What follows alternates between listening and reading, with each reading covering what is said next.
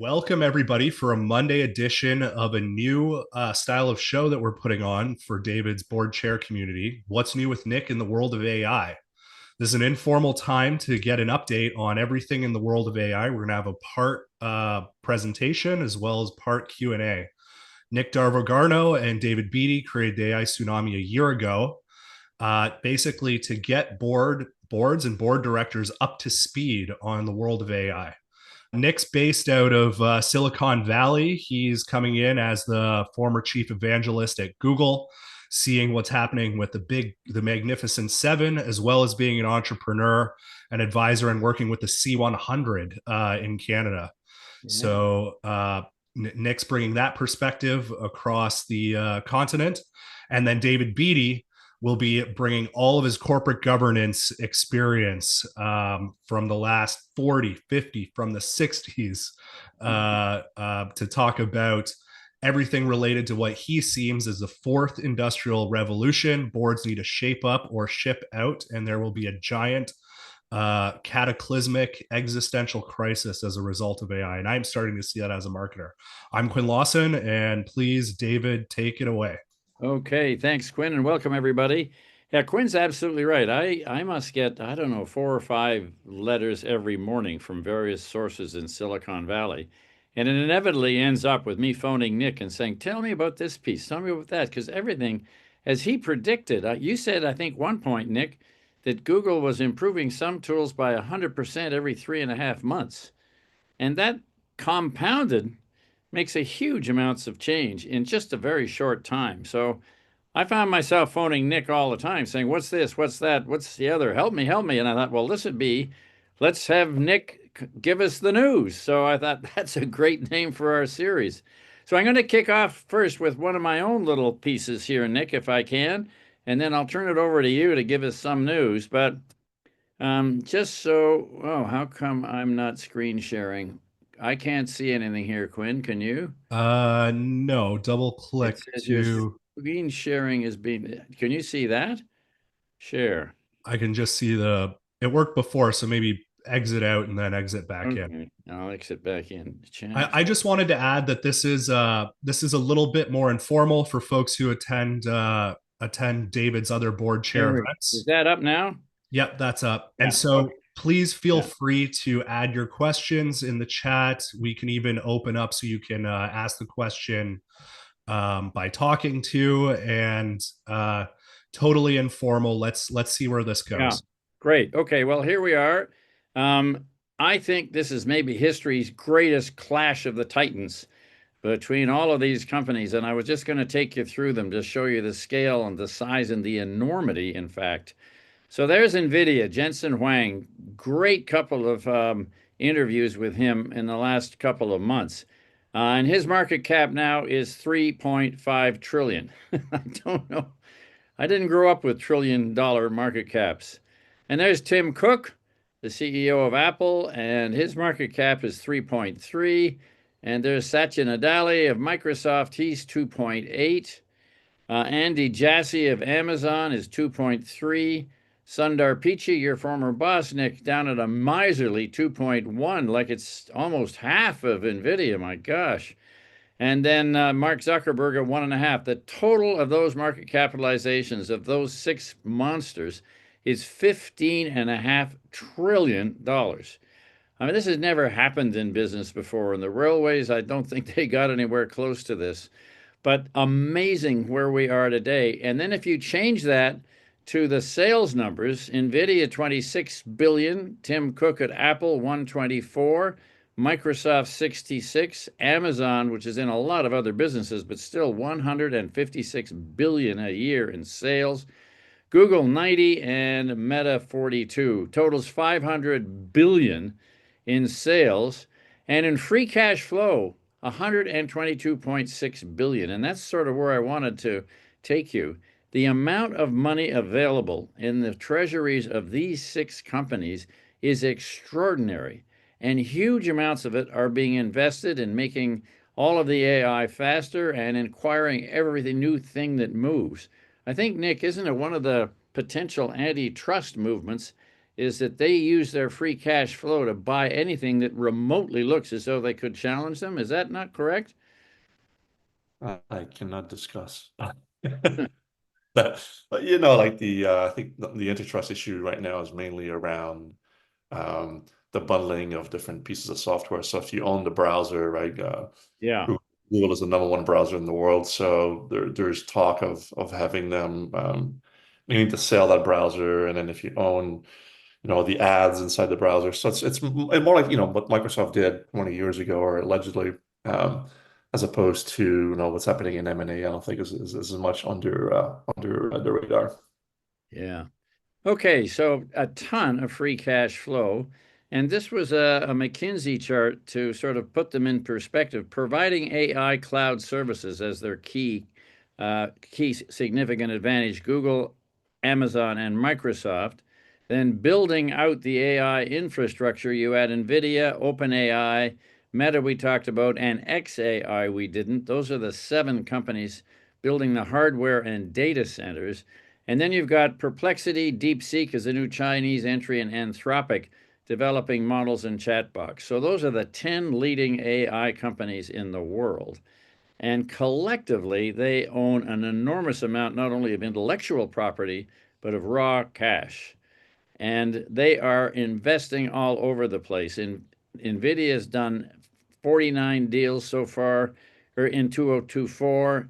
Google 49, the totals, Amazon 24, Amazon 20, sorry. So it's 44 and 144 deals that these companies are undertaking. So they're moving fast. This is Google, and it's agentic AI partnerships. Look at those. I mean, Nick, how many of those were you involved with? 100?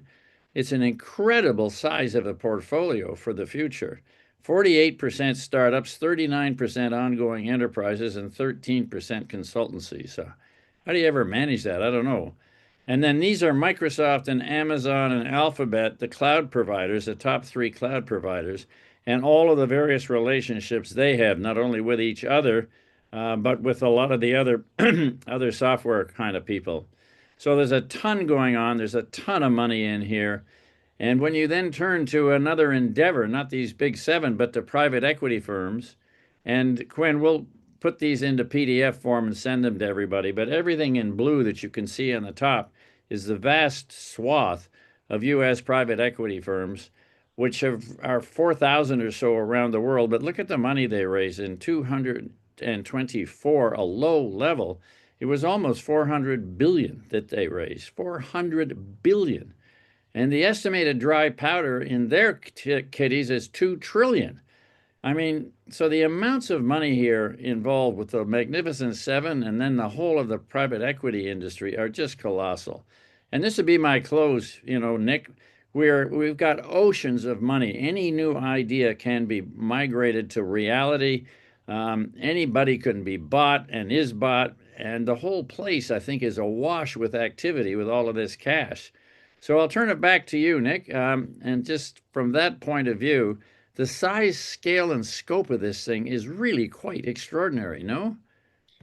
Yeah, I mean, obviously, there's a big land rush now towards AI. There's the obvious land grab of whoever is going to facing,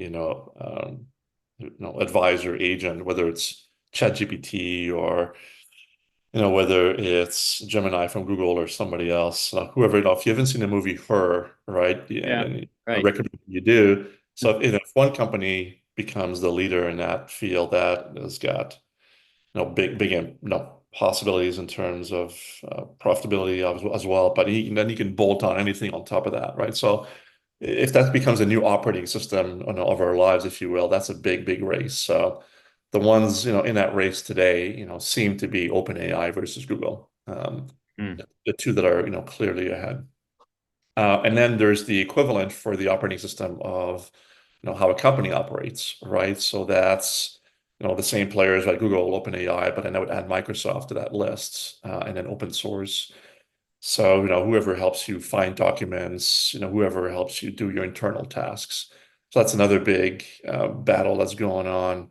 But the real battle that's going on now, because those two are moving forward, they're improving, but I think they're starting to commoditize a little bit.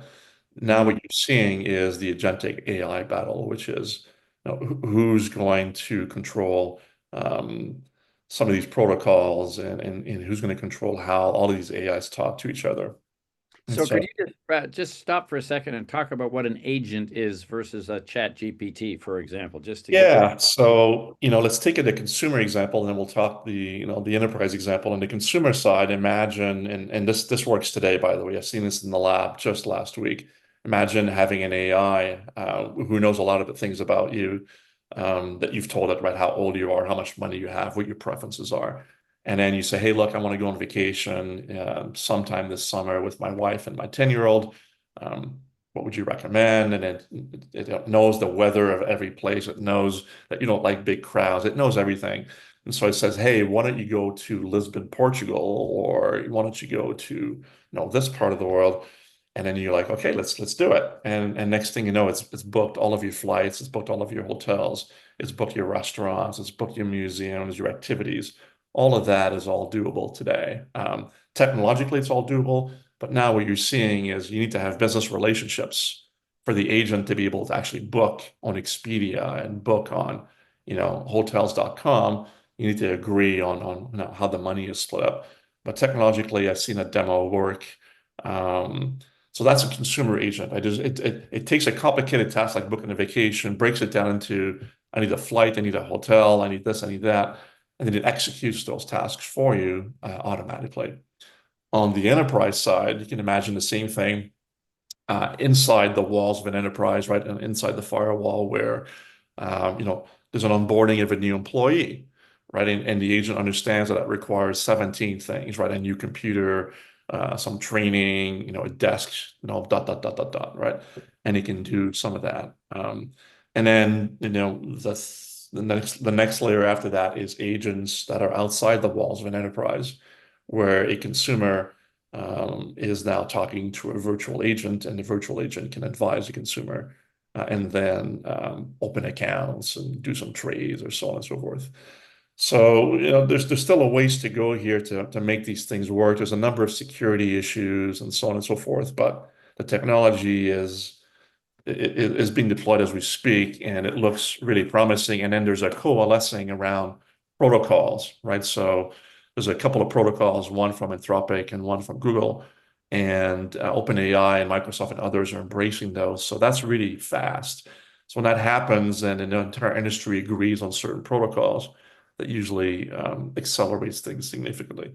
So I would say that's like the biggest thing happening right now in AI is imagine taking one AI that does a specific task, and then stitching together, thousands of AIs you can talk to each other, so that the power of the, network of AIs, can become significantly higher. But then, the number of errors that can happen inside a system of multiple AIs also becomes significantly higher. So lots of potential, lots of risks, lots of things have to be worked out. But that's the one of the big battles going on right now. So that's one big trend in AI right now. I'd say another big trend is rapid verticalization of these models, right? So we've got these kind of foundation models, right? ChatGPT, Gemini, DeepSeek, and others. And people are writing things on top of that and training these models to know more specific things and to have few errors. And so an example of that is legal, right, models. So LexisNexis and others, like a company called Harvey, are building these legal models that are, again, not perfect today. They do still make, a few errors, so you still have to have a human in the loop. But today, and I've seen these models work with attorneys using them in real life, in practice. A senior attorney can do a lot with these things in terms of research, in terms of drafting, in terms of redlining contracts. And so that one law firm in the US that I'm working with has estimated that their productivity is up by 70% Wow. today, right? And so imagine this going to, accounting, engineering, dot, dot, dot, like really verticalizing these things and specializing them so that as opposed to, like ChatGPT, right, knows a lot of things about the law, but it knows, California law, it knows Ontario law, it knows all these laws. And if you ask it a question, it's much more to get confused as opposed to, an AI that's been trained exclusively on Ontario law, and has been tested significantly by a number of lawyers in Ontario. So that's what we're seeing is this real verticalization of these tools, using the concept and the power of the tools, but giving it very specific information and very specific training to accomplish very specific bounded tasks. And so what we're seeing there is that the quality of the answers can improve by as much as 90%. And Wow. so, like if you take ChatGPT and you ask it legal questions, the odds are it will make, quite a few mistakes. But these legal models that have been trained on the law, are much less likely to make mistakes, although they still can. So that's the second big trend, Yeah. right? Verticalization. Um, So I was going to ask you, when you start your day, do you start on Gemini or ChatGPT? Which is the engine that you to migrate out of or focus more on? Well, if you'd asked me this like a month ago, I would have said, look, ChatGPT is quite obviously the most advanced model today. Yeah. And now I would say that, while it's still partly true, it depends on tasks that you're trying to accomplish. Okay. So and I'm not a software engineer, but if you're trying to write software, right? Many of my software engineering friends prefer other models than ChatGPT, like Claude, for example, for Anthropic, or Mm-hmm. Cursor, or others. If you're trying to write, prose, then, so it's really like task dependent. And then Okay. even within ChatGPT, right, there's multiple models. So like if you want to do some like very detailed research, there's a deep research model. If you're trying to write code, there's a different model. So it's really I've got a kind of a cheat sheet on like, hey, if I'm trying to accomplish this task, here's a tool that is the one that's the most up to date so far. So it's really, but I would say still that despite the fact that I'm a Google person and I used to work there and I still have some equity, still ChatGPT is my dominant AI tool today. Okay. Okay. So just to review, the two dominant forces today are. Well, those two, right? So one is the agentic world. The Yep. second one is the verticalization. There's a bunch more like that. Another big trend that's happening is what's happening in the physical world, right? And then so if you step back and you think about AI, and if you'd asked me 5 years ago which parts of the world AI would impact the most, I would have said the physical world, right? Blue collar jobs, then white collar jobs, then last, creative jobs, because AI can't be too creative. We're seeing the opposite, right? If you're in the creative fields, I mean, Hmm. AI created the best photograph of the year last year. AI won some best novels of the year awards in China and Japan. Oh, did it? I AI, didn't. oh yeah, AI is winning music. AI is composing music that's winning prizes. If you haven't seen the latest demos on what AI can do in video, Hmm. AI can create 10-second videos that are really amazing. So we're using AI in marketing a lot to create 15-second YouTube ads, right? We're not using it. It's not quite ready for like very high-end 30-second TV ads. And so the creative fields are the ones being disrupted really, really quickly. The white collar fields, right, accounting, engineering, lawyers, and so on, consulting, right, are being disrupted as we speak as well. The blue collar fields will take a little bit longer. It's hard to build a robot to do editorial work, for example. It's very difficult. But there are things that are happening now in the physical world that are mind-boggling. So Waymo, Google's self-driving car, announced 2 weeks ago that it's given $10 million paid unsupervised rides, right? And so if you haven't seen these things, they're all over, a number of cities in the US. I live in San Francisco, so they're everywhere. So they're given 10 million paid rides with no driver. The number of accidents of these 10 million rides was 48. They were all very minor. The number of accidents with pedestrians and cyclists is down by 92%. Um, and uh, and um, and Waymo is now doing more rides in San Francisco than Lyft Oh, and no. is about to pass Uber. Wow. So, like, if any of you are in the field of, dealing with cars, right? And if you're in the auto business, in the auto dealership business, in the car insurance business, whatever things touches cars, and you've heard for many, many years self-driving cars don't work. Um, they do now in a certain way, right? The Waymo cars have to be they're bounded. They can't go everywhere, although that's expanding quickly. And there's a number of other constraints. And then Tesla is about supposed to be this week release its first self-driving car unsupervised with no driver in Austin, Texas. Ah, And if that works, and Tesla's got bigger issues than Waymo in terms of getting to 99.99999%, they're not quite there yet. But the fact that the Austin government is willing to test it is telling. But assuming that Tesla is actually able to close the gap with Waymo and make these things 95% safer than human drivers, then Tesla can actually scale a lot faster than Waymo because Teslas are they can build at scale. They're much cheaper to build because they don't have this expensive LiDAR. And so I was skeptical 2 years ago on self-driving. I thought it would take a while. I think my 10-year-old daughter now, I'm pretty sure she won't learn how to drive. I oh, think, really? yeah, I think 6 years, 7 years from now, Oh, uh, you could choose to learn how to drive, right? But the odds are very, very high that she'll just have a car on demand everywhere she goes. I'll be darned. Wow. Well, let me just take you out of here for a second because my next little portion is on the speed with which all of this stuff is improving, which is a point you've been on forever. But I will go from my oceans of money, um, hopefully, he said, to Nick dancing and trivia. Now that came out of ChatGPT. I said to ChatGPT, give me a picture of Nick doing something animated in front of the Google building, and that's what came back. That's kind of neat, eh? It actually put muscles on me, which is Yeah. nice. I don't have those things. It's great. Okay, so this piece this piece is what I call a compute explosion.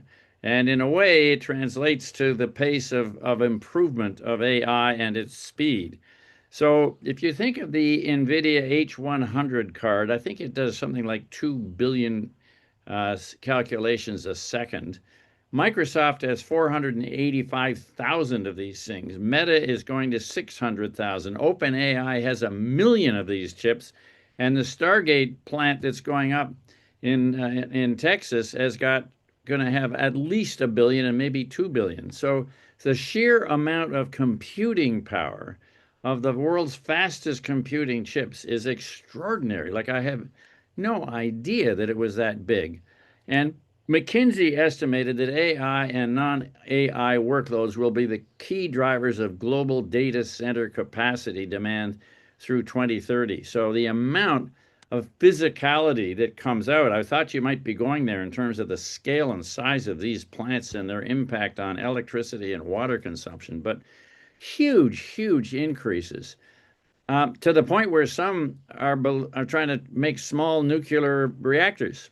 So you put a big data plant right next to a new nuclear reactor, and look at the one, two, three, four, five of them are a pretty sizable size. Well, I So go even more that the Trump administration, it hasn't been written into law that, but they've suggested that they would approve, for the first time in history, the private companies building their own power grid beside these. oh, So yeah, yeah, imagine, Google having its own power system.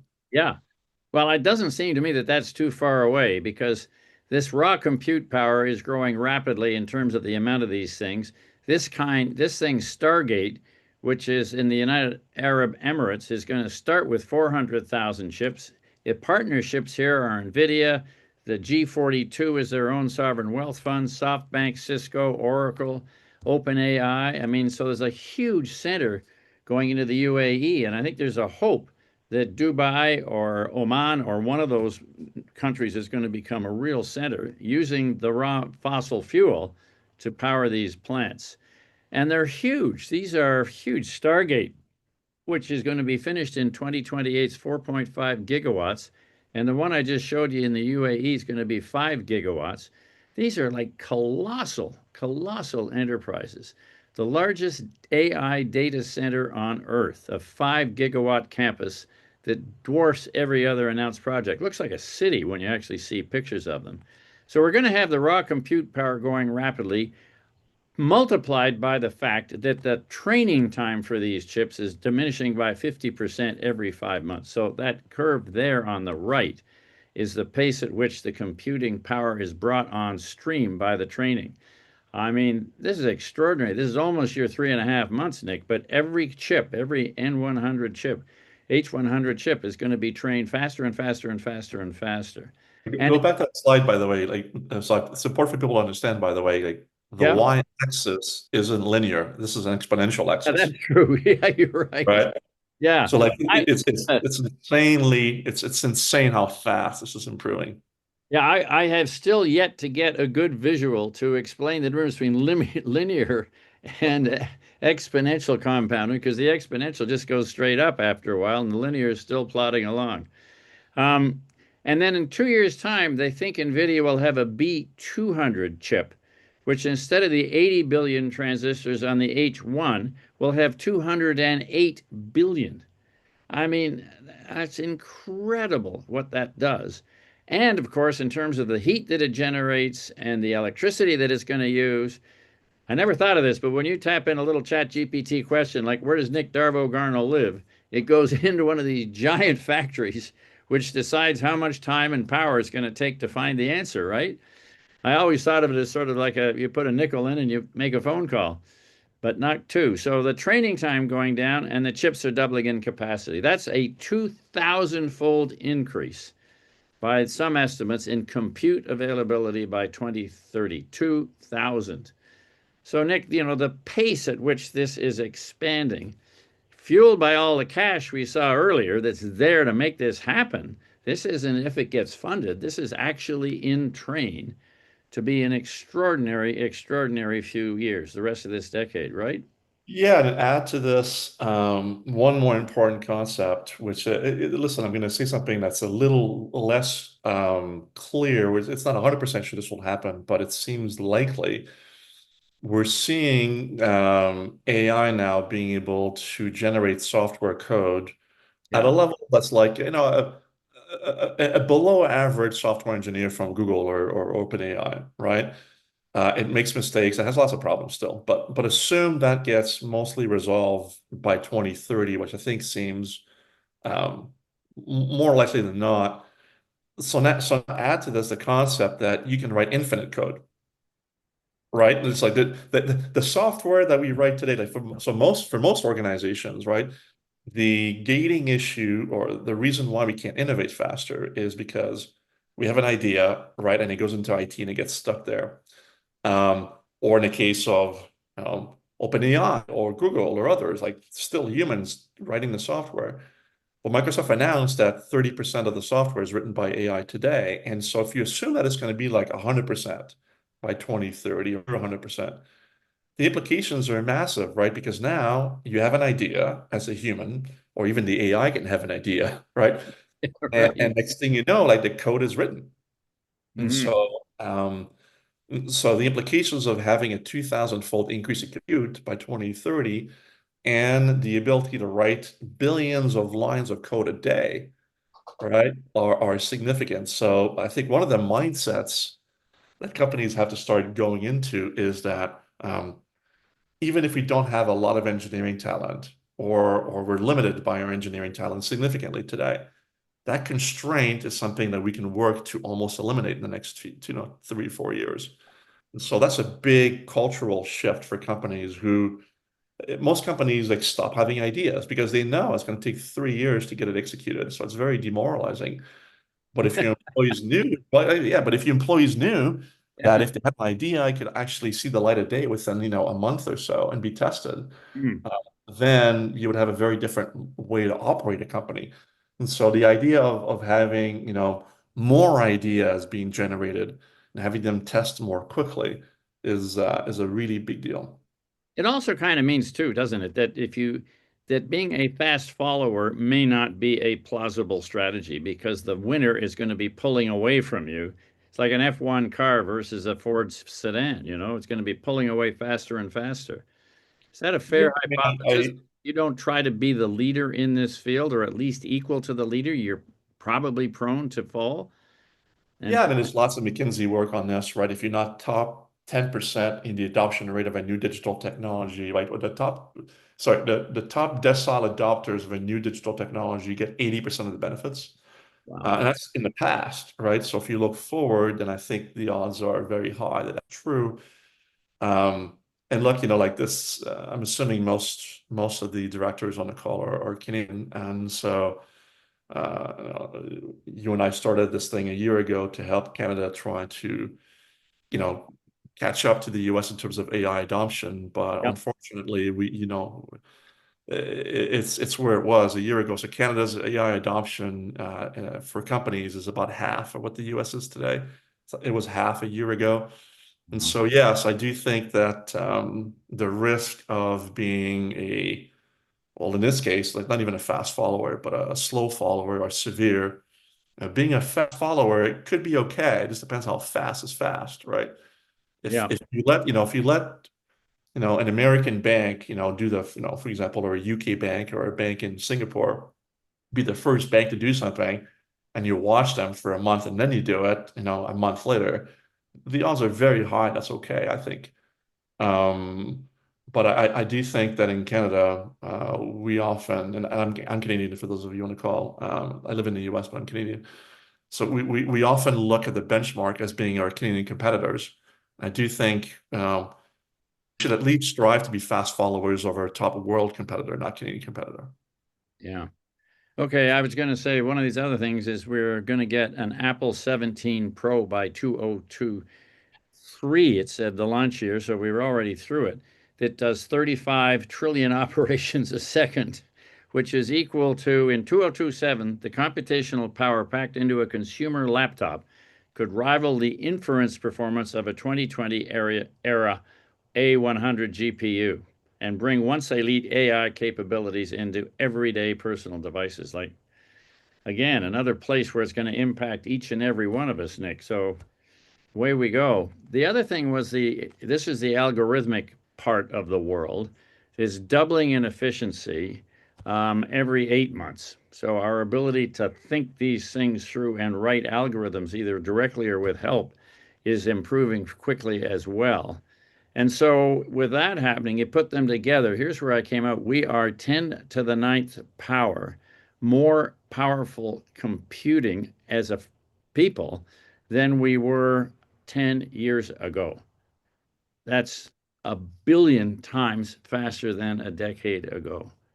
Now, that's just a staggering number, but the combination of physical compute scaling plus algorithmic progress has, according to this estimate, improved us by a billion times. Now, another billion?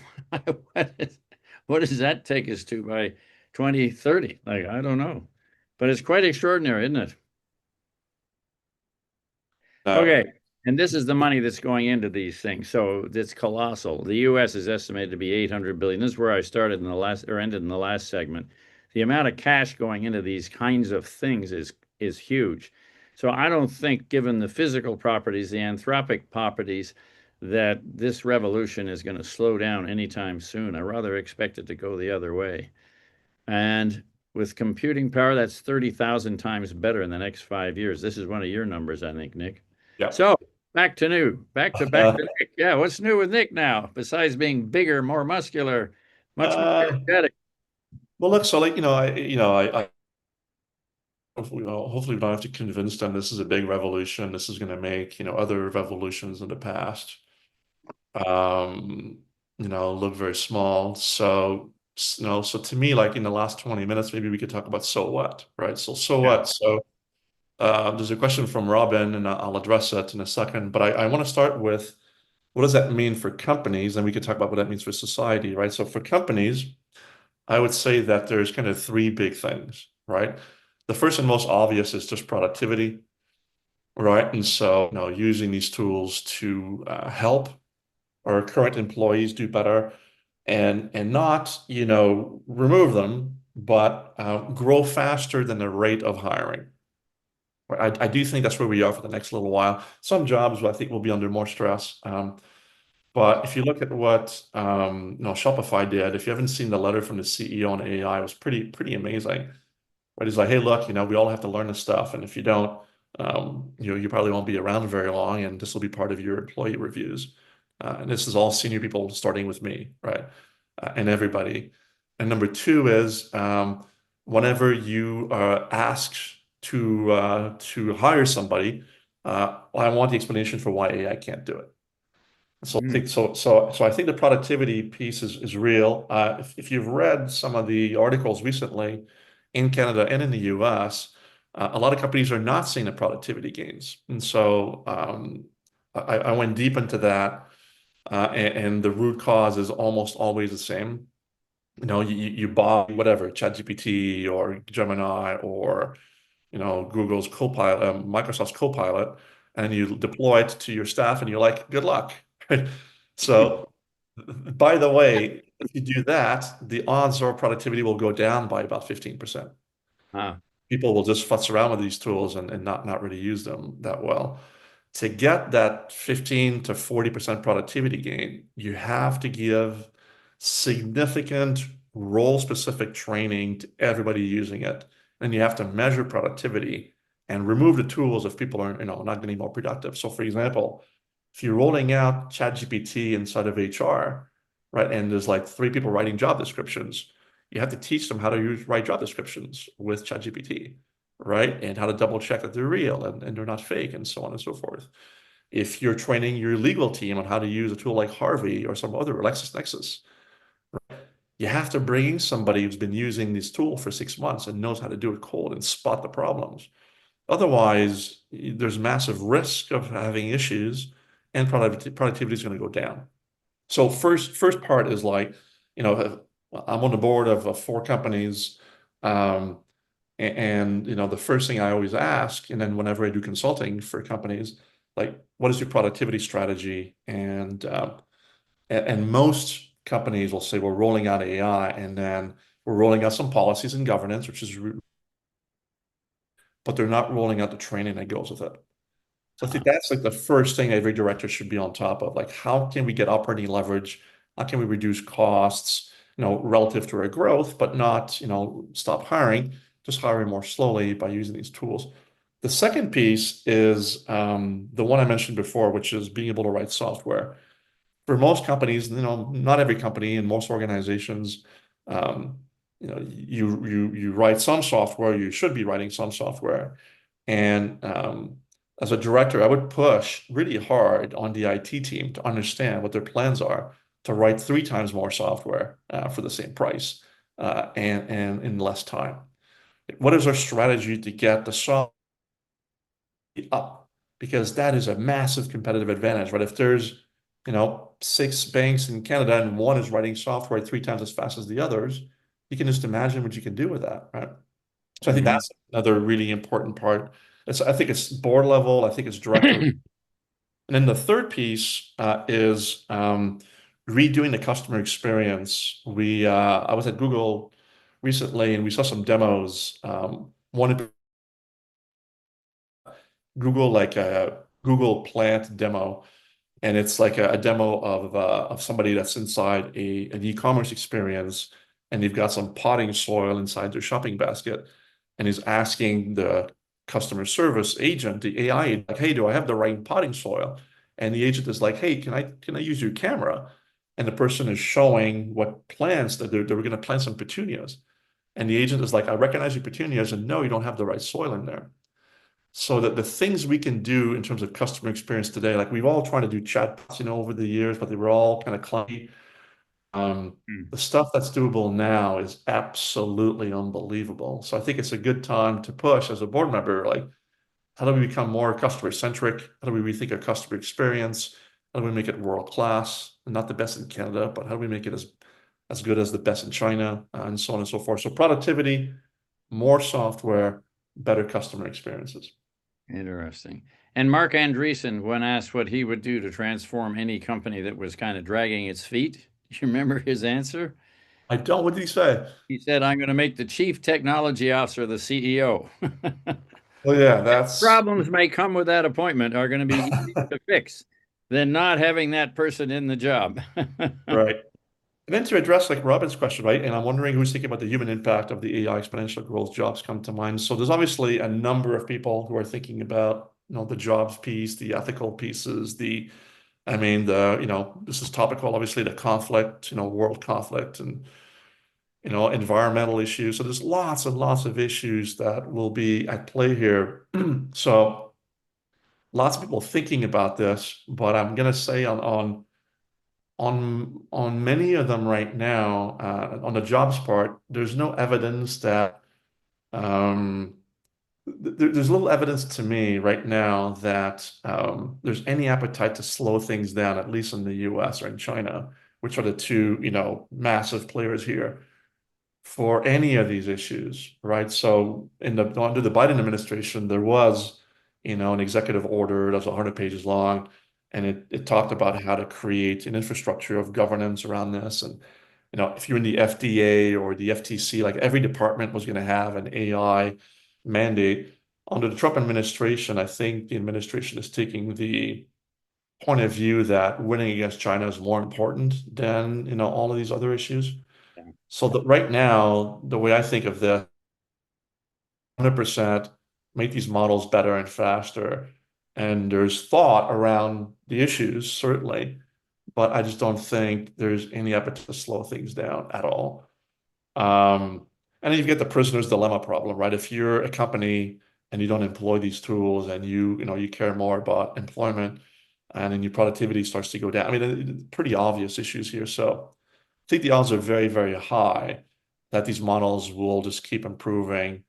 The only breaking force right now is the EU, right? The EU AI Act, which can penalize you up to 7% of your gross revenues if you don't do certain things. That in terms of what, some large companies are willing to do. I think what we're already seeing, however, is that these companies will do what they want to make these models better and not release them in the EU. Facebook has already done that. So while I applaud in many ways what the EU is trying to do, I think unfortunately the impact will be left behind in AI. Yeah, the Torben Strobenstrad, who was the former CEO of Bang & Olufsen, was #2 in Lego, was on the board of EcoDA with me, which is supposed to be the voice of European directors of publicly traded companies. And he summarized it this way. He said, David, we've already suffocated innovation in the EU before it even started. So, yeah, I characterize the American Chinese system as sort of raw capitalism. If it works, we'll try it. Who cares what the side effects may be? So, yeah, I think it's Raw capitalism with a side of surveillance, right? It's not that the Western world is not doing surveillance with AI either, and so we can't yeah. point fingers. There's another question about what's a good source for to ask questions to management if you're a board member. So I'm going to give you the answer I give now to most questions, and it won't surprise you. If you haven't asked ChatGPT, so there are ways to create versions of ChatGPT or Copilot where you can put confidential information. Be careful, use all the governance tools, but imagine an AI that knows your company really well, right? And so, David, we could tell the story of Geotab, right? So we had in one of our podcasts last year, we had the CEO of Geotab, one of Canada's top AI companies, come in and he told us that he had built a special version of ChatGPT that knew nearly as much about his company that he did. And so he uploaded documents to ChatGPT, and then he asked ChatGPT, uh, based on all these documents and everything else you know about Geotab, what are 20 questions you'd like me to answer for you? So ChatGPT had a list of 20 questions that he took in 2 full days to answer those, right? He told us. But that's a lot of work. But once he had done that, he now had another CEO advisor, if you will, right? Like a McKinsey that he built for himself. And he asked this advisor to write his 2025 strategy, which he then sent to the board unedited. And he did not tell the board that ChatGPT written the whole thing, right? And then David, he told us that the board told him unanimously that it was the best strategy document they'd ever seen. So to answer your question, right, how would I figure out questions to ask my company? I would ask ChatGPT. Yeah. Honestly, like, and there was another question about how do you keep abreast of all the tools? How do you know which tools to use? I have a cheat sheet. That cheat sheet is like it's very hard to keep fresh because these tools change so much. I asked ChatGPT, like, hey, I have this exact problem. I'm trying to do this, based on everything you know about the latest AI models. What AI model should accomplish this task? And ChatGPT tells me the answer. So the answer to most problems is ChatGPT. Yeah, it's interesting. David Larker, the former professor of governance at Stanford, came out with a paper in March called The Artificially Intelligent Boardroom, which is part of the Stanford corporate governance materials. And Quinn has a copy. He'll send a copy to you. But he asks, I mean, there's some really interesting things. It's going to mean that a director, if all the data of the company is inside the model and the director types ChatGPT, tell me what this company should be doing. What should our strategy be? What do you estimate? You're going to have access to information previously only available to the management team and only given to you as they parse it. Now you can sit there at your own machine, typing happily away and having a conversation with ChatGPT and not the management team. And that's kind of, Oh yeah, man. Listen, wow, when I do consulting work now, right? I mean, I'll spend a full day getting ready for the CEO board meeting, and I'll ask ChatGPT a whole bunch of things about the company, and then I'll ask it to create, the right questions. yeah, A day of work now, is like the equivalent of 10 days of work that I was a McKinsey consultant, right? So yeah, this would be like a 90% improvement in productivity. And then once I have all the answers to all the questions, right, and I put them all into a GPT, right, a private GPT, it's all confidential. And now for the duration of the consulting, arrangement with the company, I have this sounding board I can go back to. And so the way I consult now is completely different than the way I used to consult just a year ago. interesting. Yeah. Any other questions out there? Well, let me just, maybe I can end, Nick, with the physical impact, because that's another area that I just kind of stumbled into. These plants, I had no idea of their size and scale, but they're huge. So their manufacturing is pretty much global. This is the websites of where Amazon, Google, and Microsoft are with their current global centers. And it's based on a data value chain, starting with the energy production, and these are all new startups, then going to the computing hardware, which we talked about, the support infrastructure. How do you keep these plants cool? How do you keep them electrified? And then the cloud servers themselves. So in this piece, look at the combined capital expenditure of these top four companies, 70 billion a quarter. Like, I mean, it's just extraordinary. And then the AI fueled spending is increasing by 33% year over year from last year to this, going to 250 billion in aggregate. And there's the cloud infrastructure, Amazon with 30%, Azure with 22, and Google with 12, about 64% of the total world market taken up by those three monsters. And the jump in construction value, look at that, up 49% a year since 2023. Absolutely extraordinary. And so megawatts, the amount of electricity produced, this gets you to your network question, is going to be huge. And electricity consumption, you see on the right-hand side there, the share of electricity demand from these centers is up to 5% in the United States. 5%. So new ones, projected ones, and look at the infrastructure. Isn't that an amazingly sophisticated, complicated system? But that's what the United States looks like. So it's not easy to catch up with, Nick, if you haven't actually started to worry about how this stuff is all going to get done. And this is the one in Abilene, Texas. It's going to be up. This was taken in March. It's going to be up in a couple of months.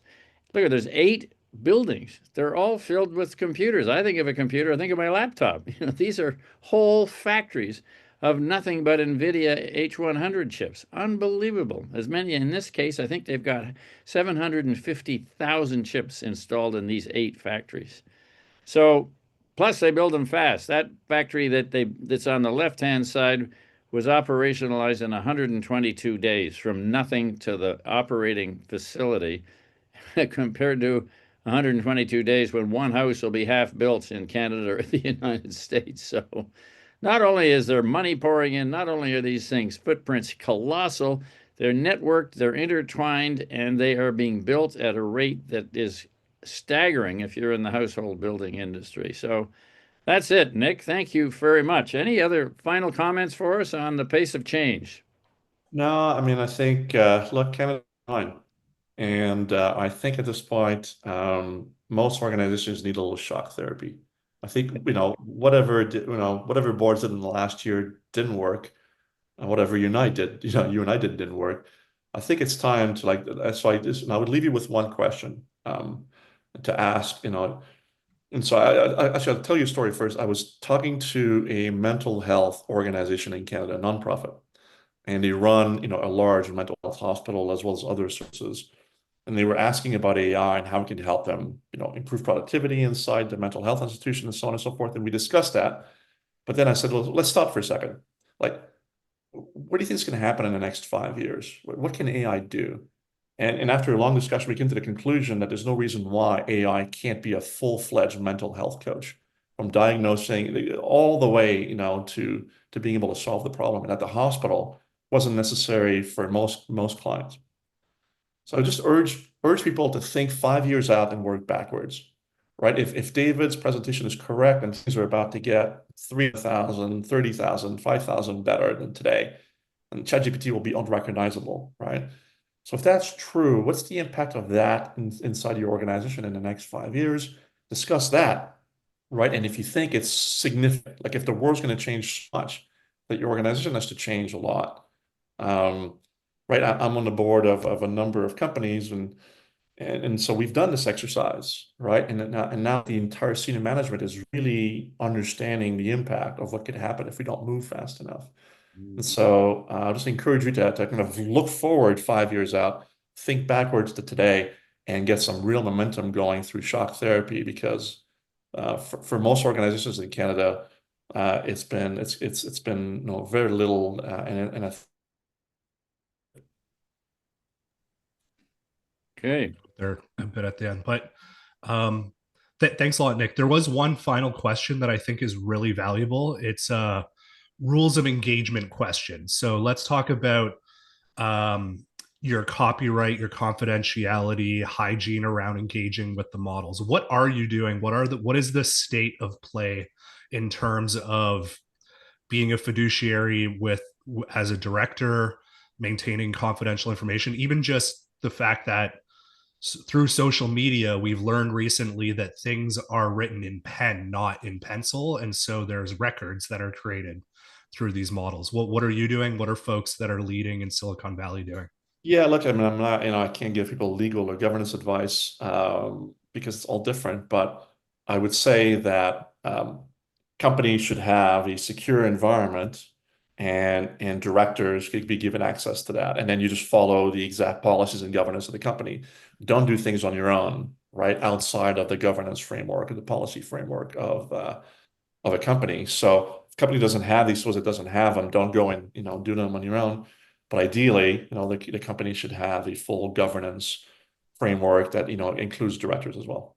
These we call them guardrails, right? There's 3 legal firms in Toronto that do nothing but build guardrails for companies to make sure they're insulated from problems of personality invasion, copyright overriding, that kind of stuff. So there's an industry out there now. There's no excuse anymore to say, well, yeah, but what about this? What about that? You say, fine, let's pay $100,000 and get that law firm in, and they'll build the guardrails. So that problem just goes away. That's what we found, I think, Nick. There's a lot of kind of casual resistance, sort of a willingness of disbelief. Yeah, that's all very interesting, but I'm more worried about the impact on our copyright laws. But I think But it can solve that now in 5 minutes. It's not an excuse for inaction any longer. think the root cause of that is senior management and or the board haven't had an aha moment of like, Yeah. holy moly, like this could happen 5 years from now, and the technology could do this. And one of the ways to get that moment, by the way, is to get, and I know this is a little touchy these days, but get on a plane and come to, California and get demos by, OpenAI and Google and Microsoft and others to see what's doable today and what it's in the lab for the next 2 to 3 years. And once you see that, you go like, oh boy, now I get it. I think that aha moment shakes things up, and then those smaller problems tend to be dealt with more quickly because now you understand how big this is going to be for your company or your organization. But without that, then you worry about the problems and the potential for it. You mentioned what to do in the role with VPNs and making sure you have a secure environment. What about as an individual? Do you have a local LLM on a machine in your house by any chance, or what do you No, do with that? I don't put confidential information inside large language models unless I've got access to, a company's private network. If I want to do something where the information isn't, that confidential, like it's my health information, for example, and it's not a company's information, then I'll build a GPT, right? And then you can be pretty sure that the information won't go anywhere if you do it that way. But look, what you really want to do, whether you're a director or a consultant, within the governance framework of the company you're consulting for or on the board of, and that you're relying on the IT organization to make sure that it's solid. Don't do it. I don't do this on, even though I know this stuff cold. Like I wouldn't put any company's information inside, my chat GPT. It's too dangerous. Okay, time. All Thank right. you, everybody. Thanks. Thanks, Nick. Thanks, David. Thanks, everybody. We're doing the next one in October, and there'll be more information on other board chair events in the coming weeks too.